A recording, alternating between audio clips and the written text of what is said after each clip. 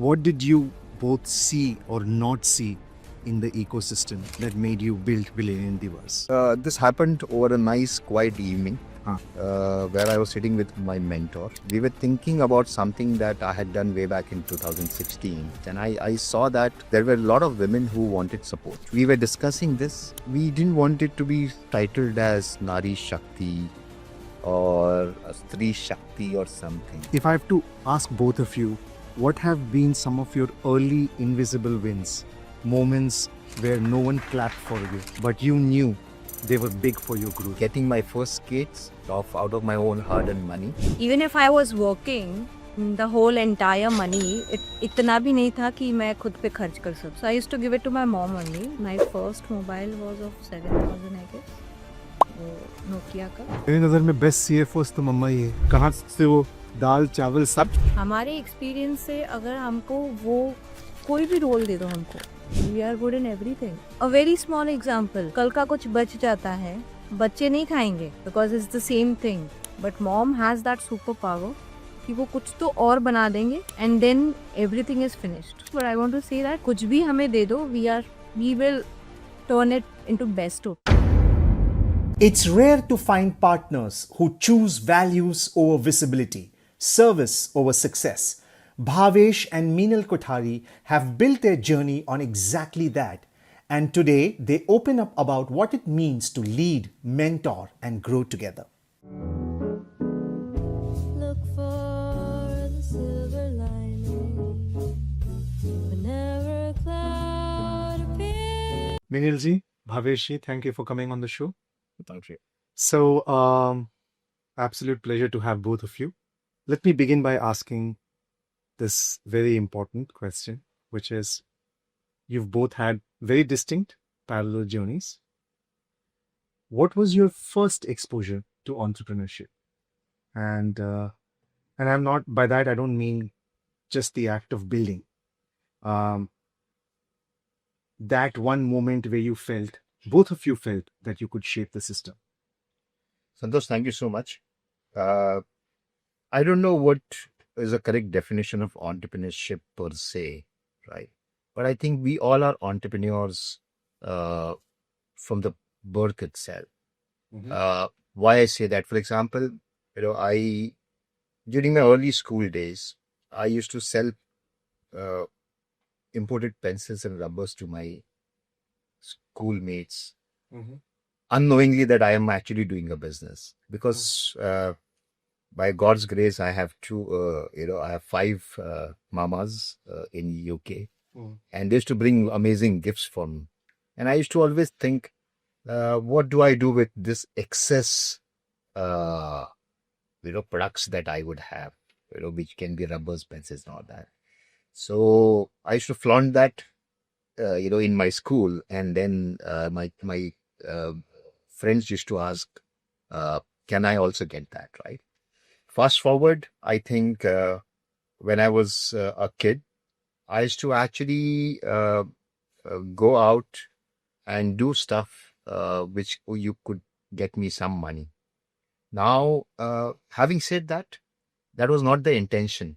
But somewhere down the line, I wanted to learn being independent. And I think entrepreneurship is one great tool or great media of being independent and taking decisions. So the risk and rewards are owned by an individual or by the person who is running an enterprise.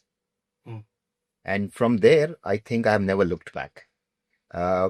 Being a young kid, I have done work that is not accepted in the society by standing near the footbridge and distributing pamphlets, to knocking on doors and selling pizza coupons and using hacks to get into the building and deviating the securities. I used to be thrown out by the security, chased out by the dogs, being threatened to be handed over to the police for trespassing. But I think those tricks can never be taught. I think they can be learned on the ground. And that's where my brush with entrepreneurship started. And I would be very proud to say this is all because of the family support that I got. I think they gave me the liberty to explore and do what I wanted to do rather than being pushed of what they wanted me to be. So I think that's where the difference comes in. Mm-hmm. Minalji, what was your first brush with entrepreneurship? When did you realize that I have it in me to be an entrepreneur? It was when Bhavesh told me that we have this venture coming in and it would be our baby. And I was like, yes, I was waiting for this opportunity, but I was not getting it from elsewhere. And he gave me this opportunity to, work with like an entrepreneur and be with the women entrepreneurs. Okay. So it starts like that. Uh, Back in 2019. back in 2019. Yeah. Was there ever a moment where one of you believed in the next step before the other and had to pull the other forward? So I think, see, as partners in progress, be it from a personal perspective or being professional, I think there are moments where you have to pull each other. And that is how life is, right? So, for example, we both believe that there are certain value systems that we follow. And I think everything starts from that basic of how do you create value systems within the family. It can be your individual families or collectively both the families. And yes, then comes your work family, which is your employees and your partners and your suppliers and vendors and the network that you build, right? They become your extended family. One very, very distinct thing that as entrepreneurs, we need to focus is how are we adding value, irrespective of what roles we play from either a personal perspective or from a professional perspective. I think this is very, very important. These are all basics, right? And sometimes you end up being in a space where you need to have someone pulling you out or pulling you in, right? And I think that's what co-founders or partners do. They support each other, they piggyback on each other, and they make sure that we push each other forward. In case if someone is left behind, you need to pull him or her up. I think that's what life is all about. Minalji? Yeah, likewise. Like many times it happens that, I feel that Bhavesh nahi karte yaar. Then he says like, nahi yaar, kar lete, kya usme problem kya hai, kya hona hai? Best is like, kya, kuch galat hoga na, theek hai, we learn from it. Classic Bhavesh ji. Yeah, and then sometimes he says that yaar nahi karte hai. So मैं बोलती यार कर लेते ना यार, क्या problem है? So it is like likewise, like if sometimes if he is low, I tell him to buck up, and if I am low, he tells me to buck up. It's like that. I'll ask this. What internal conflicts have you had to sit with individually or as a team in choosing value over visibility? Wow. I think life is a mixed bag. There is happiness, there is sadness, there is conflicts, and there is peace. I think if you don't have conflicts, you will never have peace. If you don't have peace, you will not understand what conflicts are. Right? It's actually intertwined within life. And yes, every couple or every co-founders, we will have conflicts. But I think what is important is at the end, is it in the interest of two things? One is, are we compromising on our personal self? Number two is, are we compromising from the professional self? Because, at times you will come a way or a path where you will have to sacrifice, right? But at the same time, there are decisions that you will take instantaneously. So there's nothing called as right and wrong. We all choose from the experiences that we have garnered over a period of our journey. So my experience might be very, very different than her experience, and vice versa, right? My thought processes are very, very different than her, right? I come from more of a very dynamic family. She comes from a more of a conservative. So there are conflicts, and there will always happen. And I'm happy that there are conflicts. Otherwise, we will not be able to tread the path together, because we will not speak with each other on what we feel. So that is what the crux of being a co-founder and partners are all about. You need to speak up, you need to speak out, and at times you need to know when to shut up also, right? Because sometimes only gestures can be understood. Sometimes voices need to be understood. Do you feel that it is helpful if the co-founders in a venture are also partners in life? I mean, there is no thumb rule, to be very honest, right? There are no written rules or any kind of a playbook that says that, look, co-founders need to be husband and wives. It depends on choices that we make. But I think somewhere down the line, co-founders, which are partners, make the best players. And there are ample examples. Because there are times where you don't know whom to trust, right? But I'm sure when you are partners, you can have faith. Trust comes later, always. I think having that faith that, look, I have someone who's going to take my back. While I am going out and struggling, I'm sure at home, everything is taken care. I think that's where women play a lot of critical role in a man's life. Minalji, you manage the Billennium Diva Foundation. There are times when you are in a meeting or you come back, when you go back to Bhaveshji, do you go back to Bhaveshji, the partner or the mentor, the entrepreneur, senior entrepreneur? How do you ever feel that? Yeah, I mean, sometimes if I'm confused or if I want to know something more, because he is in the ecosystem from a very long time. So yes, he's my one of most important mentor in my life. So yes, if I feel that yes, I have to learn, or this whatever I was in the meeting and that topic was not related to my knowledge. So yes, I go back to him, ask him that Bhavesh, I just had come across this thing and how it works. Tell me. I don't Google it. He's my Google. So Bhaveshji, when you are actually listening to her, she comes to you. Who takes over, the mentor or the mentor come partner takes over? Is there anything different? If it was somebody else who would have come, would you have given with the same amount of? See, I think it doesn't matter what relationships you are, right? Be it a colleague or be it a family. I think someone has entrusted you on you to seek advice. I think you should be very neutral, right? There are chances where at times, you tend to, get into biases, and that's human, right? That's natural. But I think it is very, very important to understand a mentor's role and the kind of challenges and the responsibility a mentor has. And in that sense, I think it doesn't matter who comes to you. What matters is, are you able to give him or her a viable solution?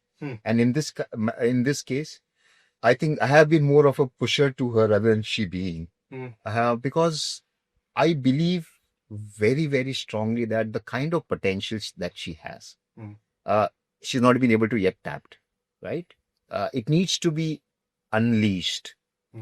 And I'm happy to say that, I have been successful in unleashing that power of a woman and her skills, right? She's very meticulous. She is very, very specific, highly skilled in terms of managing operations, because she comes from that background. Now that's where the strength comes, right? She is superb in terms of minuting certain things, whereas I am all over, right? So I can go out, I can speak to people. That's where the pluses and minus comes into play. Mm. Right? The skill set, the sharing of resources, the sharing of skills. Mm. I think that's a great combination. I really asked this question because this is a huge topic of debate in today's world. Okay, if I had met both of you at the age of 18, when both of you were there, you have a background in science, if I understand correctly, and Minalji, commerce, yes, with different set of expectations, right? Back then, what would I have found you dreaming about? Oh, back then you would have found me dreaming about defending the country, joining an armed force or an air force, and then seeing that dreams are shattered, and then realizing that for you to serve your country, you don't need to pick up a weapon. There are other ways and means to serve the country, and that's what happened with me. I dreamt to be a test pilot. Couldn't qualify. Then got into combined defense service. Family stopped me because I am the elder son, and being a Guju, how many Gujus are actually in armed forces? I don't know the numbers, but yes, a lot of responsibilities. The only son, pampered kid, spoiled brat, but at the same time, that dream did not die. And then I realized that it's not just about serving the nation, it's about serving the mankind or the humankind. Okay. And that's where my path changed to being mentor and supporting people. So it can be mentor, can be individual, it can be coach, it can be guide, you call it can be guru, right? And I'm blessed to have so many friends who have been mentors, and they have become friends to me as well. I think you're blessed to have so many people, watching your back while you are actually fighting a war outside. And I think I've been very kind enough to not just have mentors with him, mentors like my parents, my wife, my family, my in-laws. And then there are great friends from the ecosystem who have been with me for so many years, right? And that's where my journey of mentoring started. I said it's time to give back. So I always say there is this term called CSR, corporate social responsibility, where corporates actually want to contribute to the society, right? I think we all individuals also have something I have termed as ISR, individual social responsibility. We all have a responsibility towards the society, right? And that's where, if you look at the whole universe, it is completely intertwined and balanced. So that's where a man and a woman are created to balance that ecosystem. And that's where, we started this whole initiative to nurture and encourage more women in entrepreneurship, because that's where my journey of mentoring led me to more women coming forward and saying, hey, look, we need support. I don't know where to go. Can you help us? And I saw that opportunity of contributing extensively much more impactful, because I believe we are a land of Sanatan Dharma, which teaches equality, which teaches spirituality, and yes, women empowerment. But somewhere down the line, we have not been able to tread that path.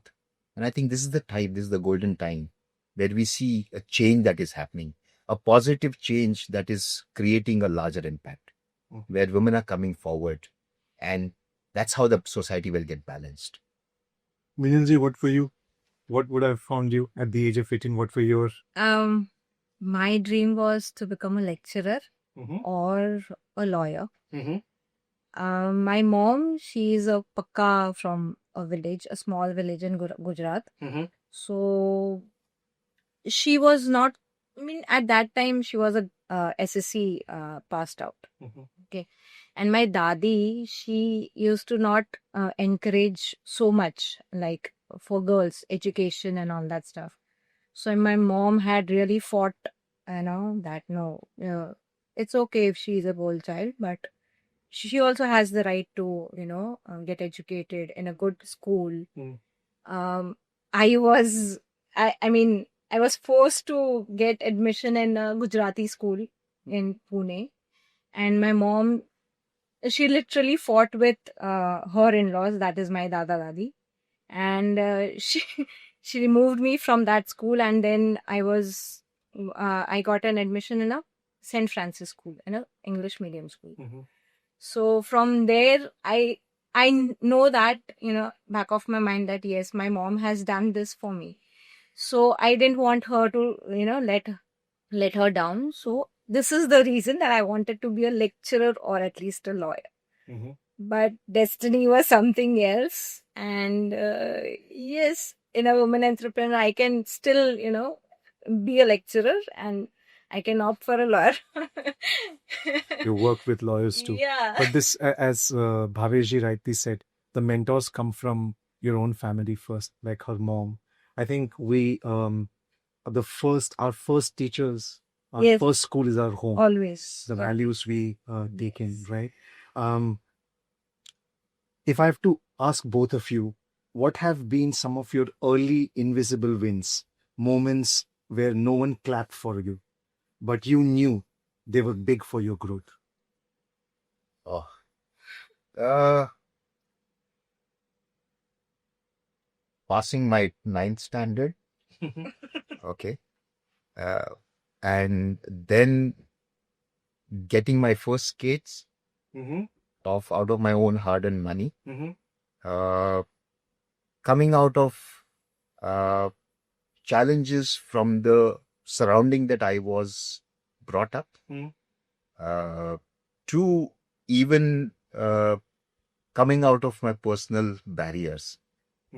I Right. think these are great wins. So, for example, I thought that I don't look good because, my friends used to tease me around, and that put my moral literally down. I couldn't speak to girls, right? But because of those inhibitions, I think these are all here. I think we all create those walls within our own selves, right? Fear of failing, fear of falling, fear of being rejected, fear of being neglected. I think these are all part and parcel of your life. And these are all struggles which I think each kid or each person as a kid faces. How do we break those barriers? I think, and that comes from within. I think that strength comes from within with the support of the family, right? I always tell all entrepreneurs or all people who I meet on a daily basis that get your family support first. And as you rightly said, these are our first mentors. So I always give this example of how mentoring looks, right? Your first mentors are your parents. They are your guru, guide, name them, right? Then comes your friends when you go to school, and your teachers, right? That's the chronology. From there, you go out, you make more friends. You go to high school, you go to college, you make more friends. You have more professors in your life, right? From there, you further the journey to corporate world. You have your bosses, your superiors, your co-colleagues, and your juniors, or your co-workers, in short. They are your mentors. And then by the time, if you are married, your spouse becomes your mentor. And their extended family becomes a mentor to you as well, because they always look at your back, right? From there, you go out, and if you're starting some enterprise, you have mentors who actually guide you. So look at the chronology of how the mentoring looks, or how the journey of gurus or teachers or guides or coaches look as well. Right? You name anything, right? But the crux remains the same. And I think these are some of the inhibitions that I faced. And I said one fine day, it's okay. Kya hoga? What will happen? If it has to go wrong, it has to go wrong. There's no point in not trying. I always say this, it's better to try and fail rather than fail to try. I think that line has stayed with me for a very, very, very long time in my life. So there were small wins which you always celebrated it. Absolutely. So small wins like getting my first skate out of my own pocket money, earned money. I started my journey, as I said, with a very small shop right outside Mulund market. We used to sell plastic bottles and all that. That was my first corporate stint as an employee, right? Then moving forward, worked with Montanese for 2 years, managed counter sales. So I think somewhere down the line, those skills are very, very important because you learn how to talk to people. You observe their behaviors and then you learn how to engage with them. These lessons cannot be taught within the four premises of either a college or a library. I think you need to go down on the ground and work and learn those skill sets. How do you build rapport with people? How do you engage with people? How do you be empathetic? These are all learnings that will need to be on the ground. I'm a hardcore sales guy. I learned those skills, how to upsell, how to engage with people, how to build rapport with them, how to give back to them before you ask help from them. I think these are some very basics. I think, Minalji, what were the invisible wins for you? Mine was when I started my job when I was 15. It was my last day of my exam, and then the other day I started my job. I know it is not, allowed in our country below 18 to work, but then I had to. And then small wins would be at the age of 21, I guess. I had bought my own mobile with my money.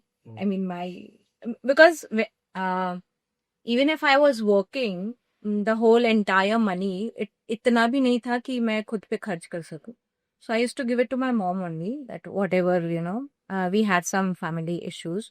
So I had to, step out for work. So, yeah, पूरा पैसा तो मम्मा को दे देते थे, तो कुछ रहता नहीं था. But then when I, started saving, कि मम्मा खुद ही बोल देते कि तुझसे जितना हो रहा है उतना ही दे, तेरे पास भी रख, you also need to, need some money for yourself.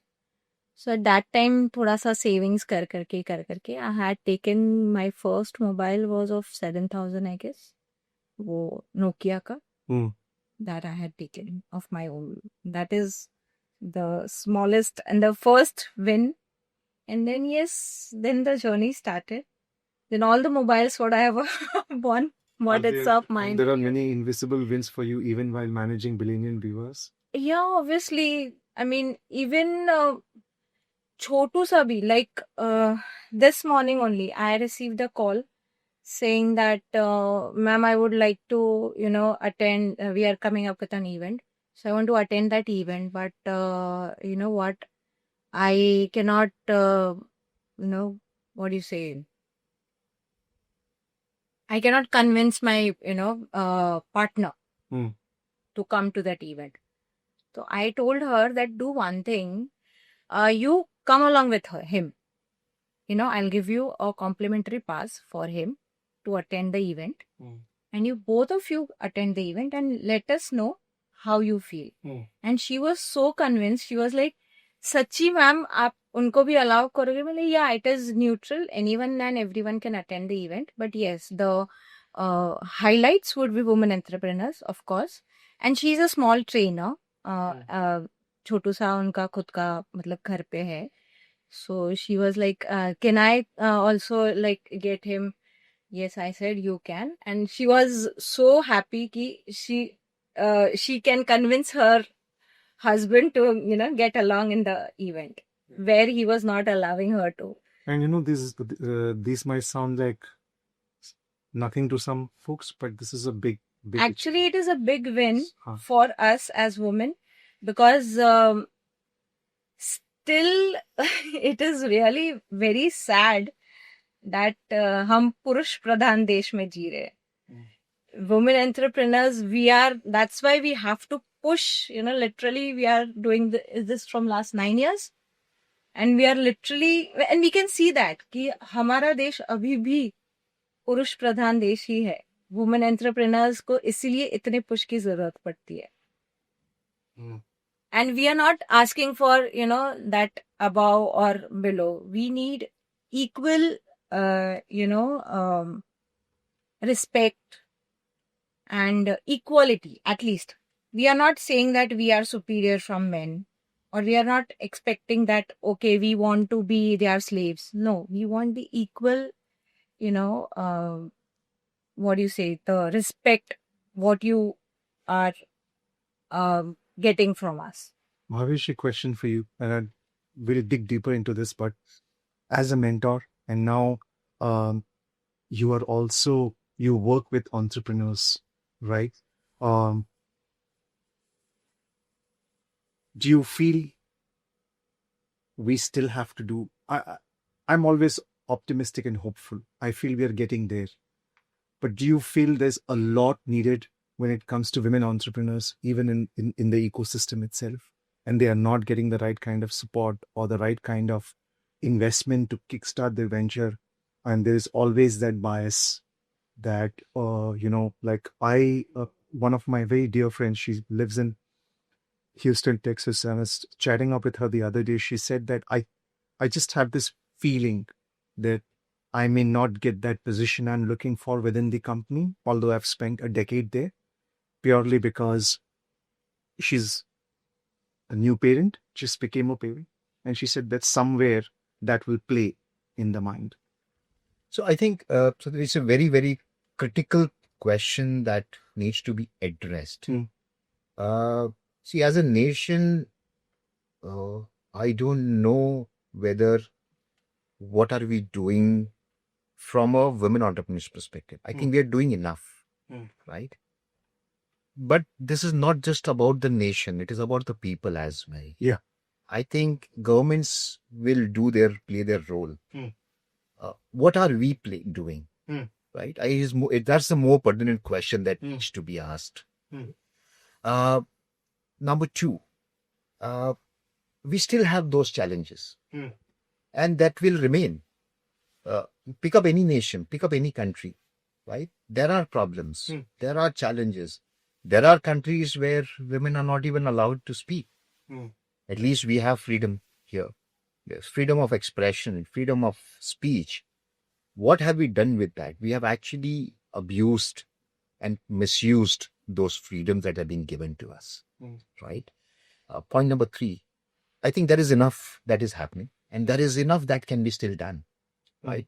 Opportunities can always be, explored and exploited, and there is always be a gap because the world is moving very fast. Things are moving super fast. Look at the country as India, as Bharat, right? I call. We are 36 plus 2 countries within one huge country, right?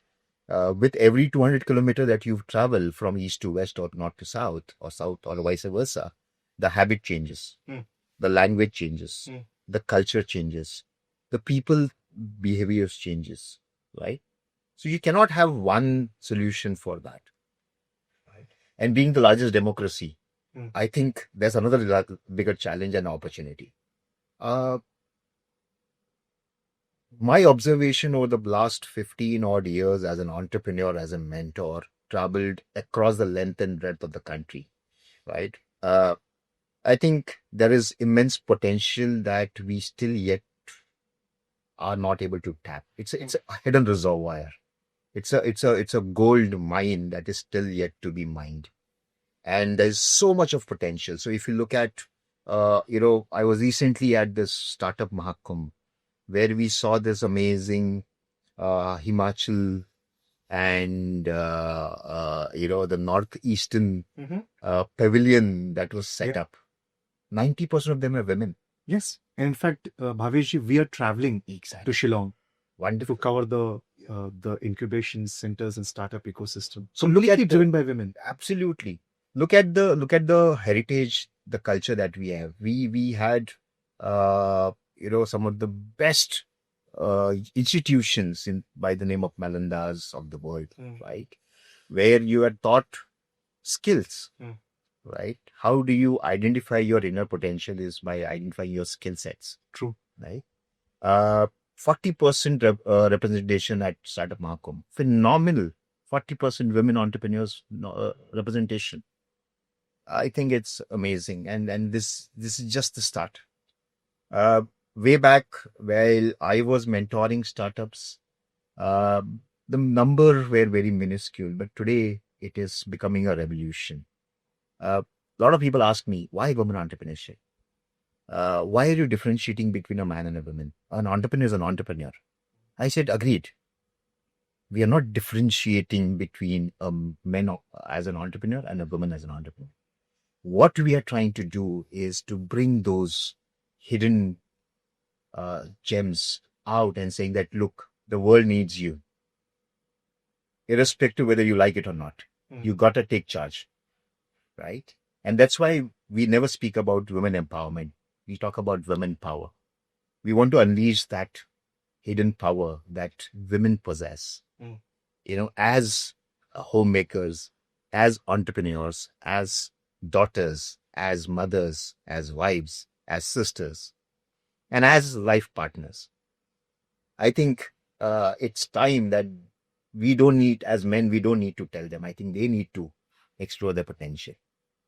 In fact, I always jovially say, women don't need empowerment. They are already empowered. It's us men that need empowerment. And that's a fact. Look at people around you. Look at your mother. Look at your sister. Look at your, female family folks. They've been doing enough. You talk to a man and tell him, why don't you manage the house for 3 months and reverse the role and let the women go out? Trust me, getting up in the morning at 6 o'clock, cooking food, making sure that you take care of the younger kid and the elder kid, the family. There are 2 families that she manages, right? If she's in a joint family, she manages the husband's family, she manages her family. Then she has to go out, make sure that both the families are bonded and their extended families are bonded. That cohesion has been created, that synergy has been maintained. And then you go out, work, come back home, again take care of the daily course. It's impossible. Only a woman can do it. Minalji, and I'll ask the same question to you also, Bhavesh, later, is that there are biases, and I'm sure you're coming across the biases now on one day. How do you how do you address them? How do you take them head on? Is there a process by which you handle these biases when you're carrying out your work? Actually, you know what? We as a what do you say, female person in the family, we are taught from our mothers only. In Gujarati, we have a saying, it is chal se, pav se, and bhav se. That is, chal se is chalega, sab chalega. Bhav se is sab pasand. And pav se is I'll adjust everything. These 3 words are, kept somewhere from very small age. You'll find it in every second woman, and we are open to accept it. Why? Because I personally feel that everyone around me should be happy because of me. Okay? Now, it depends. I cannot make you happy always. I cannot make him happy always. It will not be possible for me always. But I try my best to do that. So in that, there is no as such a rule, a thumb rule that मुझे यही करना है, मुझे वही करना है. It depends upon the position or the matter, that what is it. And if I have to accept it, yes, I'll accept it. But then if I feel कि नहीं ये गलत है, then there is an issue that yes, I stand and I make sure that it doesn't happen. I mean, मैं वो चुप बैठने वाला उसमें से नहीं हूँ कि मैं ये सहन कर लूंगी और ये वो नहीं. जो गलत है वो गलत है. And I'm very clear about it कि सही को सही साबित करना is good, but गलत को सही साबित करना is not it's not me.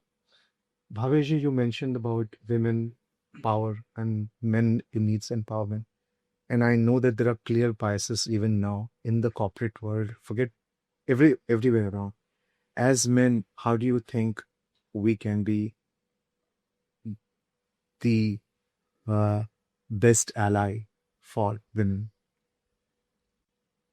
It's sad that we are talking about this, to be very Sure, honest, sure. right? But but it needs to be. It needs to be taught. It Yeah. needs to be taught. I think, again, it all boils down to your family values and culture, right? And somewhere down the line, it is also about being conscious. I think you don't need a crash course or a course on how to do this. I think it comes from within, right? Look at the society around you. There are biases, and we tend to ignore because that's how society has been fabricated. I think the change needs to be from within. The moment the change comes, like simple example, within my family, again, my mom was a housewife. My father used to go out and do the entire mechanism. From childhood, we are taught men cannot cry. They cannot showcase emotions. They have a lot of burden on their shoulder to take care of the family. And women are supposed to be taking care of the family within. Men have to go out and do the entire, bringing the whole stuff home. Right. I think this needs to be shackled out. It needs to be broken. Till the time we don't teach our sons to be normal and our daughters to be strong, nothing can happen. I think somewhere down the line, this message needs to be very, very strong that equality does not come from just being being together. I think equality comes from behaving like equal, not from appearance perspective, but also from the thought perspective. I think that change needs to be brought in, and then only you will see a lot of change in the mindset, change in the behavior. All right, Bhavesh, let's get into where you are today.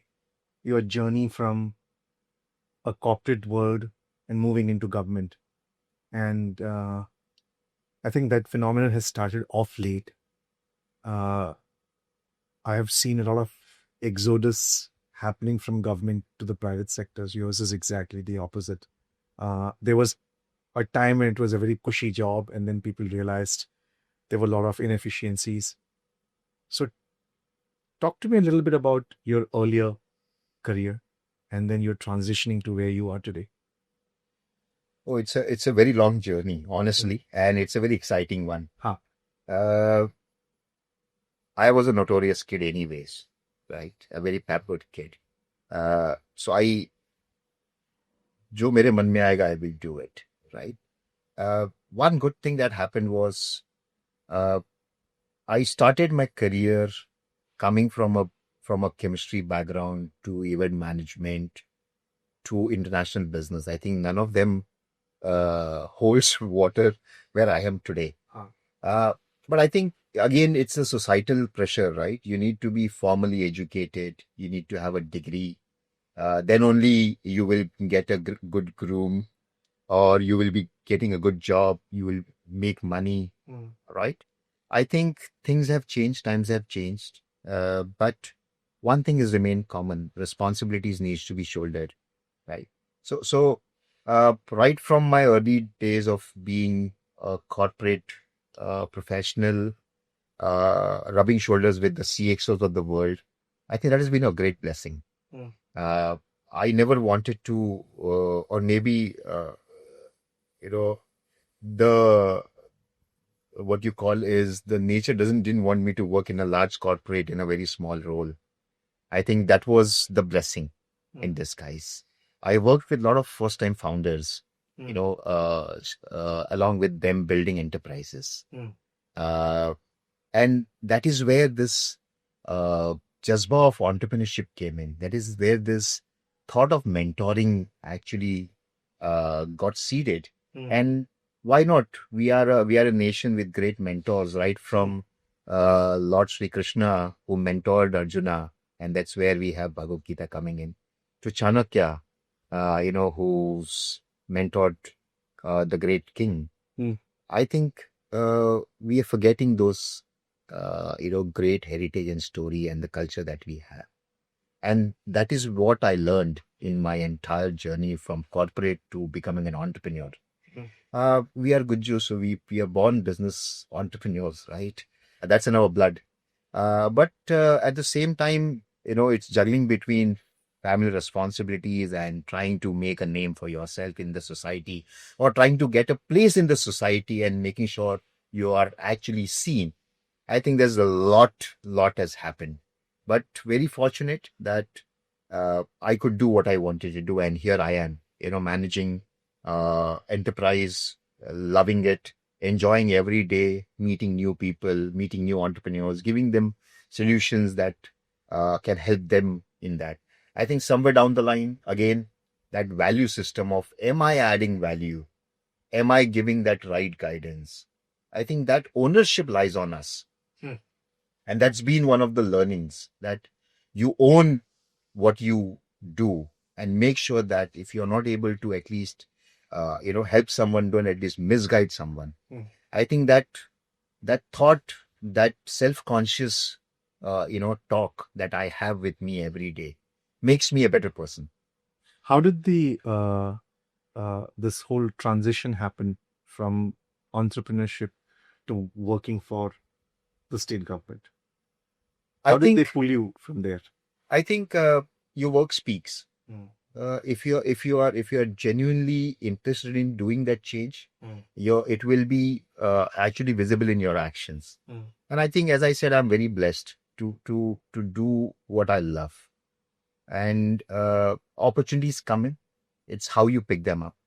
And yes, this opportunity is very big. It's a huge responsibility that I consider. And I am always up for this challenge of doing my best. I am a great learner because I keep learning every day. I keep making mistakes every day, and I keep acknowledging that. I think staying grounded is also a great art that we need to learn.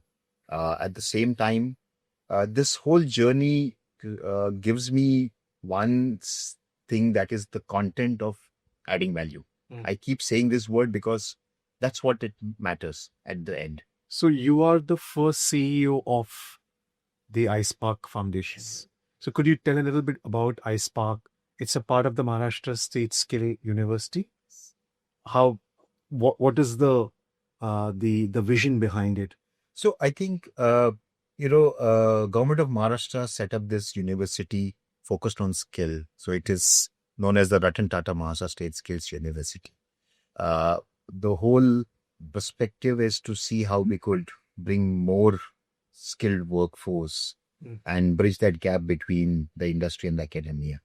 I think with that broader vision, to create that much needed impact. And along with that, we have this Section 8 company where we would want to nurture and encourage entrepreneurs and support them with mentoring, guiding them in their journey, in their early journey, which all incubators do. You'll have to share a little bit more about what Section 8 means. So Section 8 is a non-for-profit, by the way, okay, where it is actually more from an impact perspective, right? And the idea is that since it's a government initiative, it cannot make profits, right? Having said that, it's a foundation, which is, to give back to the society, to nurture and encourage entrepreneurs, as I said, right? The whole thought behind this is that the government, being central and the state government, have launched so many initiatives. Startup India. You have Nidhi Parayas grants, which are given to startups. You have startup SISF grants. So there are a lot of state and central level support mechanism, and incubation is one of the early supports that you need Mm. as when you're starting your enterprise. So it's like you come with an idea, you go out with a product, Mm-hmm. right? That's how the incubation centers work. So you have mentors who you bring in to give subject matter expertise to the startup founders. There are grants which are available, which can be availed by the startups. Mm-hmm. So there's a whole lot of mechanism around incubation and acceleration as well. How many so these there are incubation centers across the state? So last numbers that I know is there are more than 1,000 incubators in the country, and there are over close to 80 to 100 odd incubators in Maharashtra, right? There are public and private incubators. Then there are e-cells, that's entrepreneurship cells. So all of them come under the iSpark. No, it doesn't come under iSpark. Okay. So iSpark is a independent entity under the university. Okay. So every college or every university needs to have either an e-cell or ideation lab, or maybe a incubation center. So there are AICs, Atal Innovation Missions, incubation centers, right? Then there are a host of other. So Adult incubation centers are from the central government. They're from AIM. Okay. So then there are tinkering labs, right? So there's a huge difference between e-cell and an incubation center. What's the difference? E-cells are more of structures created within the institutions. Incubation centers are more structured approach in nurturing innovation and supporting entrepreneurs, right? So e-cells are more early in their stage, and then comes incubation as well. So what in your current role, you, and if I understood this correctly, and this is for our audience, it's building skills so that they are ready to be entrepreneurs. So there's that academia, entrepreneurship, you bridge that gap. So we are an academic incubator, right? Supported by Maharashtra State Innovation Society, which is the the mothership. Right? So how does this structure work, Bhavesh? Like from a layman's perspective, how do we? So I'll tell you the structure that we have, like most of them have, right? So the university is students, where you have various courses that are taught, right? So management courses, innovation, so on and so forth. Under that, there is a Section 8 company, which is the sister concern, you could call it, called the incubation center. Now, all incubation centers across the country, they will have to have someone to attach with. So for example, MSINS is the funding agency for us, right? Because a lot of resources are needed to run an incubation center, right? This can be right from infrastructure support to financial support to technical support to even guidance and as well, right? So that's where the whole structure comes into picture. So I think as we speak, there are around 28 to 30 odd incubators under the Maharashtra State Innovation Society support, right? So the government says that, look, if you have to create an incubation center, you need a structured approach, right? Because it's the government's money. True. It has to be absolutely accounted for, right? That's where the nodal agency comes in, and which actually takes care of, certain policies that needs to be adhered to when you run an incubation center. These are some of the norms that needs to be followed. When it comes to money disbursement, you need to keep in mind these parameters that are there, right? Otherwise, what happens is the purpose of the whole initiative gets void, right? So there is a mechanism that needs to be set. There are certain processes that needs to be set, certain dictum that needs to be set, right? So that is how it works. Okay. What has been your single biggest learning during this current stint? Oh, I think setting up the first incubation center for the government universities itself is a great opportunity. And that's where I could get this whole learning curve that look, what I wanted to do aligns with what the purpose is. And I think somewhere down the line, you manifest sometimes that look, you need a larger platform. I think this is a larger platform that I got, and I'm very grateful to a few people, especially Dr. Bhagwapalka, who entrusted in the management team from MSINS as well, who entrusted that look, there's someone who comes from a corporate background and can actually create the impact and the experience that he or she brings, right? With the kind of network that I have built over the past 15, 16 odd years, with investor friends, with mentor friends from the industry.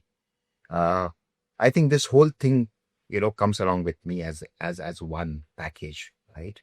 This can be unleashed. So before this, I was not able to utilize the potential of my network. Today, I think I'm able to utilize that in a much efficient manner, right? And I think this is a great opportunity where it can be explored. So it's a win-win.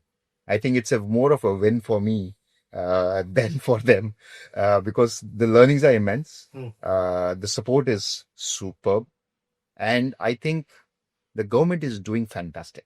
They can do what they are supposed to do, but I think at the same time, as I said, at the other end, there should be also people on the ground who need to have the intent and the ability to execute. The government's role is more from a policy perspective, more from a support perspective. It is us who needs to be implementing on the ground and making sure that the vision at the top is percolated and kept into action. I think that is what is important. So we don't have policy paralysis now, but we have to also make sure that the policies which are being rolled out are implemented on the ground. So that needs to be taken care of, right? Again, I think we are a huge nation, right? Change does not happen instantly. It takes time. No, that's what I was saying, that earlier we used to complain of policy paralysis, but we no longer have that. But there are other challenges which we It's the intent. Yes. So your mentorship spans industries, geographies. And Minalji, your mentorship is deeply rooted in identity and inclusion, if I'm captured that right. What do you both believe makes mentorship transformational and not just functional?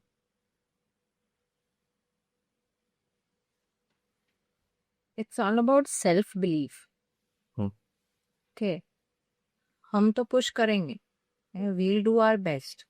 But whoever wants to get mentored, उनका खुद का भी उतना they also should have that dedication towards the work, what they are doing. And yes, we are there always to help. Actually, Billennium Divas is for that. We want to mentor, we want to, uplift our women who are there in our community, and we are always there. Bhavesh, transformational versus functional? I think transformational, yes, to a larger extent, because it brings out your hidden potential. It also adds value to a lot of people around you, right? More from a perspective of how are you going to be able to transform and unleash your own inner skills and potential. I think this is what a role of a mentor is, right? The second very most important aspect is many times we don't even know what our skills are. Many times we don't even know what our potentials are. And I think a mentor is someone who brings that out from you. It's a very, very, very, very responsible journey and a responsible role, because the mentee is dependent on your opinion and, his or her belief and faith are, latched to you as well. So you have to be very careful when you're mentoring someone, because one mistake can lead to disaster, right? So you need to also understand, why do you need a mentor? I always say that, right? You need to also ask why. Why do I really need a mentor? Do you feel, have you ever faced mentor fatigue where you feel you're constantly pouring into others? It is bound to happen. Mm. It's human. It's very natural, right? For example, one point of time I keep feeling that, am I doing what I'm supposed to do? Because whatever I am doing, people are not able to understand. That's one thought. Second thought is, I'm giving too much, but there's literally no outcome, right? Third is, I have limited time and resources. How much can I do? So I think it is all about, creating that marathon, right? So I always say, mentoring or the journey is a rally race, where the founder is the driver and the mentor is the navigator. A mentor can only give you directions. It's up to the mentee to walk the path. Question to both of you: in the process of mentoring someone, I'm just saying, throwing it out there, has it ever forced you to revisit a part of your own journey which you haven't faced in years? Oh, yes, absolutely. Huh? Wish I had that, very early in my life, right? I think we all tend to learn from each other, right? And especially with her, right? I have been able to learn that, to be happy, right? To be content. That's what I learned from her. I learned the values of a family and the cultural bonding that needs to be there, families. Similarly, I'm very blessed because we have a baby boy. He's no more a baby now. But while I was going out and doing stuff, I think she was very meticulously managing, home very efficiently, right? And that's what I think, wish I could have done that.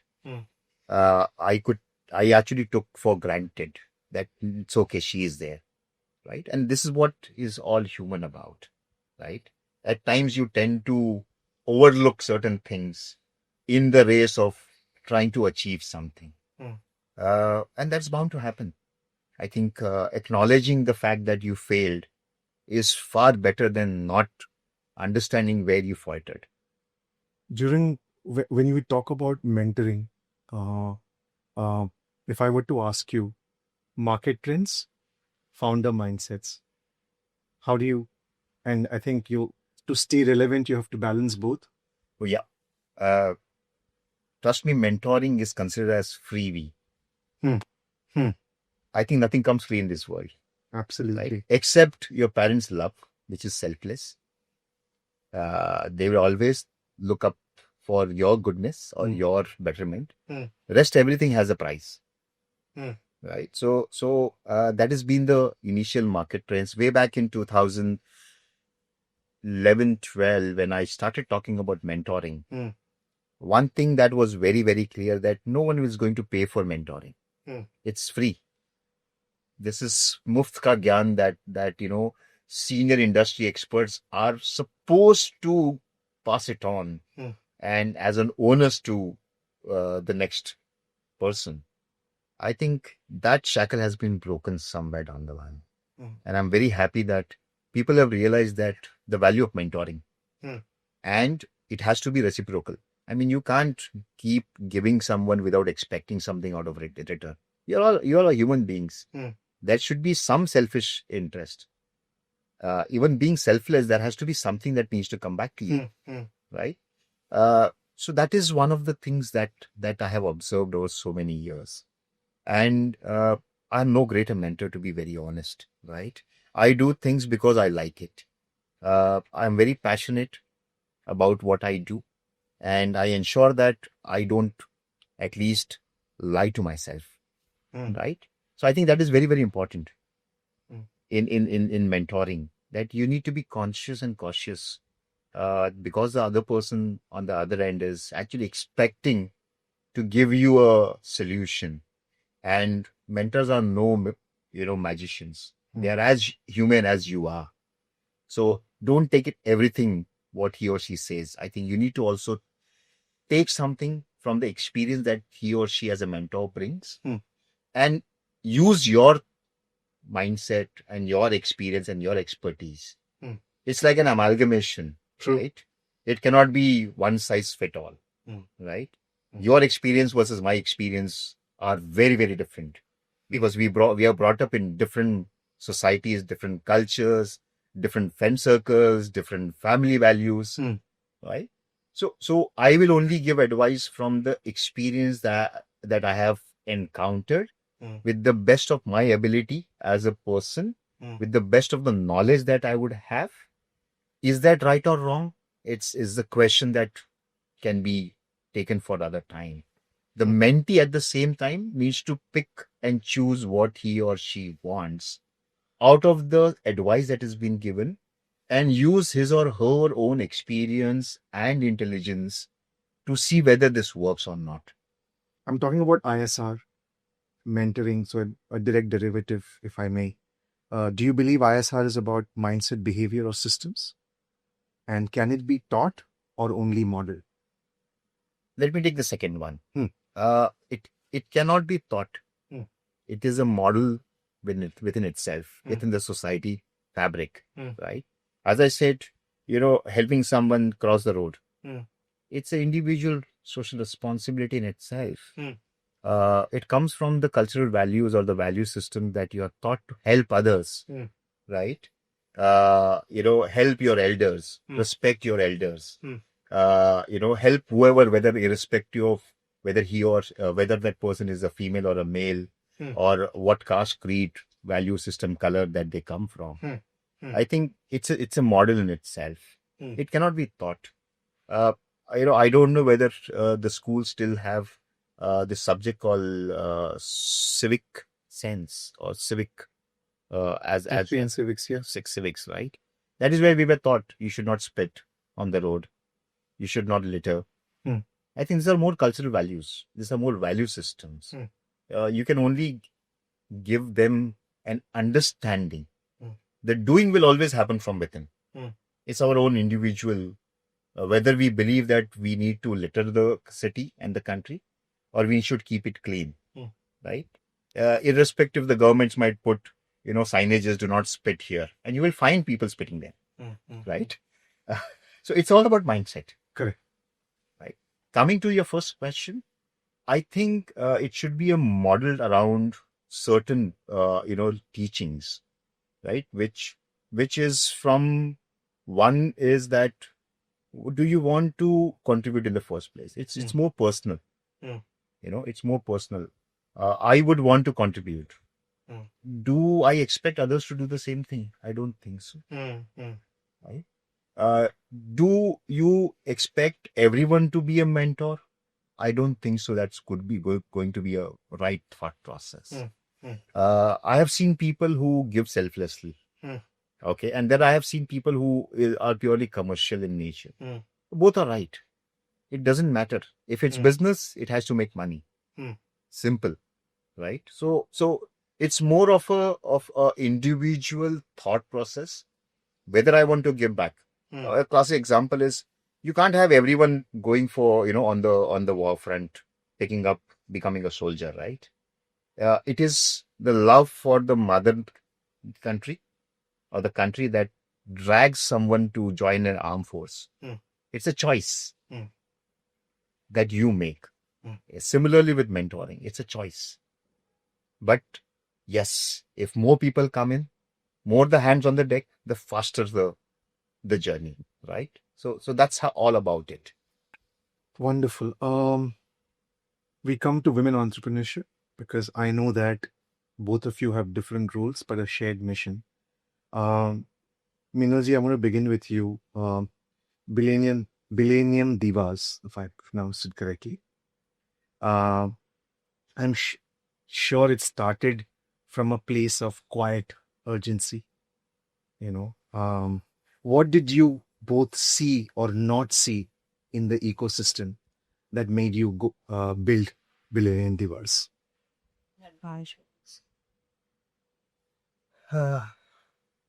I think it's a dream. It's a dream project. First, if you could just help me understand the reason for the title Billennium Divas. Oh, okay. So this happened over a nice quiet evening, where I was sitting with my mentor, and we were thinking about something that I had done way back in 2016 through my mentoring assignments, and I saw that there were a lot of women who wanted support, who are entrepreneurs, and there was a huge gap, right, with the gender diversity, the noise that was happening. I said there should be something that needs to be done. And when we were discussing this, we didn't want it to be titled as Nari Shakti or Stree Shakti or something, because it looks so not so today's world, right? So we wanted to coin a name which aligns with the kind of vision for next 100, 200, 300 years. And 100,000 millennium is 1 billion. So that's where the coin was from, right? We would want to create 100,000 billion impacts around women entrepreneurship. Okay. And that is what, her vision was, which was a common shared vision that became, right? Because both of us have seen our parents struggling, right? And things around us as well. So that's how this whole thing just fell into place. Okay. So there was no planned approach that you're going to do A, B, C, and D. I think because when your intents are correct and when you want to do something, you tend to start getting those hints, and the jigsaw puzzle starts getting solved. I wanted to understand this. So when you are focused on, when you decided to take this, and now that you are working closely with women entrepreneurs, I'm asking this question. I'm just thinking aloud. Does it change the leadership lens which you normally have when you are working with male founders? It does. So, for example, I'll tell you, I have, it's been almost 10 to 11 months. I have moved out of active role with Billennium Divas. I'm no more, a founder of Billennium Divas. The entire ream is, with the entire women leadership team that we have, right? I'm more of a back-end advisor and a strategist because I've always wanted to. I'm a builder. I'm not an operator, right? I have built communities, I have built enterprises, and I have moved forward, handed over to people, and then I've moved ahead in life, right? And that's why, when you ask this question of the incubation center, I'm more of a builder. I'm going to build, and then I'm going to, as usual, pass on the baton to the next thought leaders who will take this over and take it forward, right? But for that, you have to build a culture. You have to build certain bases, right? And this is what I love to do. So that's what the whole thought around Billian Diwas was. Okay. And one of the fascinating journeys is the kind of faith and trust that we have got from the society is commendable. I think this is not a one-man mission or a one-woman mission. It's neither a mission for us only. It has become a movement, right? There are a lot of people, the moment we talk about supporting women entrepreneurship, from way back in 2017, when it was just a thought on the table, to way back now, 2025, okay, a lot of changes have happened. A lot of acknowledgements have happened around women entrepreneurship. And I'm talking today, sitting here from a very neutral standpoint, not representing any organization. I'm representing as a mentor and as a individual person, right? My role will keep changing. My role will keep evolving, but my mission should be one, is to add value. Yeah, because you know what happens is when we talk about these we have coined some terms now in terms of equality, diversity, parity, and all of that word. Somewhere I feel that we are getting caught between tokenism and saviorism, and neither actually. It should not be either of that, right? It's. I think I hope I'm able to. No, I think so. As you rightly said, right? Uh, we are apes. Huh. So let's not forget that. Correct. We'll tend to ape things Hmm. without even understanding the purpose and the objective. Hmm. Right? Hmm. We call ourselves as the most intelligent creature on the earth. Trust me, we are not. Hmm. Look at what is happening and the kind of terms that you use, right? Feminism. You talk about gender diversity. Hmm. You talk about equality. Everything. I think it's an evolution with new people coming in, new generation coming in, things change. Hmm. Change is inevitable, right? What mattered last time or a decade ago might not be the right approach for today. You Hmm. can't have old solutions for new problems. Hmm. Okay, you can only have learnings from them and see how you could solve. Right. Do you feel, just a thought, do you feel, Minalji, women entrepreneurs, what happens when they are entrepreneurs? They are mentors, they are investors, they are policy makers, all of that role put together. What happens? Do you feel that it makes a huge difference? Yes, it will. I mean, women, how do I put it? Like we have so much of experience, personal experience. If we put all the experiences in whatever role you want us to be, we can go wonders. Like क्योंकि मेरे नजर में best सीएफओस तो मम्मा ही है कहाँ से वो दाल चावल सब कुछ का- आज obviously, you no know? doubt, that only I'm saying. हमारे एक्सपीरियंस से अगर हमको वो कोई भी रोल दे दो हमको, we are good in everything. I'm not saying that men are not, but still. No, I would acknowledge that. As a man, I would acknowledge that I know, Bhavesh. we are very bad at a lot of things in No, life. actually, like a very small example. कल का कुछ बच जाता है तो बच्चे नहीं खाएंगे because it's the same thing but mom has that super power कि वो कुछ तो और बना देंगे and then everything is finished so that is what I want this is just an example but I want to say that कुछ भी हमें दे दो we will turn it into best only. So it is like that. The topic of discussion now, the narrative has become such कि कहते हैं कि we are in the name of equality or parity. What is happening is it's